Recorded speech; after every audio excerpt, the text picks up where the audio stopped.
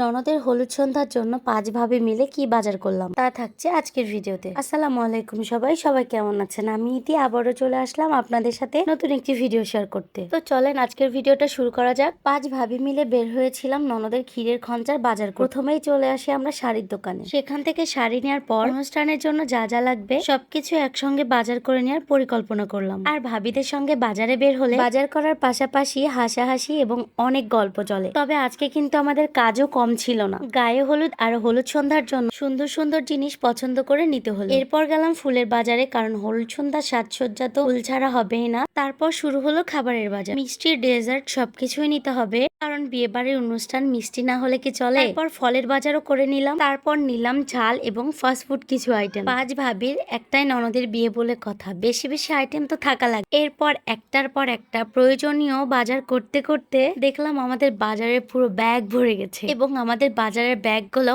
অনেক বেশি ভারী হয়ে গেছে। তারপরে বাজার সদাই করে এসে আমরা আবারও বসে পড়ি এগুলা সব রেডি করে। তারপর খঞ্চা সাজানো হয়ে গেলে আমরা চলে যাই রেডি হতে এবং আমার ননদকেও রেডি করে নিয়ে আসি তার হলুদ সন্ধ্যার ক্ষীরে বসানোর জন্য। তারপরেই শুরু হয়ে যায় ক্ষীর খাওয়ানোর অনুষ্ঠান। আর গায়ে হলুদের সাজে কিন্তু আমার ননদকে বেশ সুন্দর লাগছে, সবাই মাশাআল্লাহ বলতে ভুলবেন না। আর এই যে ভাবিদের তরফ থেকে ননদের জন্য এত সুন্দর ক্ষীরের খঞ্চা, তো আপনাদের কেমন লেগেছে ভাবিদের তরফ থেকে ক্ষীরের খঞ্চার বাজার অবশ্যই জানাবেন। তারপরে একে একে করে সব ভাবিরাই ক্ষীর খাওয়ায়, শুধু আমি খাওয়িয়েছিলাম না, তো আমিও চলে আসি তাকে ক্ষীর খাওয়ানোর জন্য। দোয়া করি আমার ননদ যেন তার নতুন জীবনে অনেক বেশি সুখী হয়, আর আপনারা সবাই দোয়া করবেন তাদের নতুন দাম্পত্য জীবনের জন্য।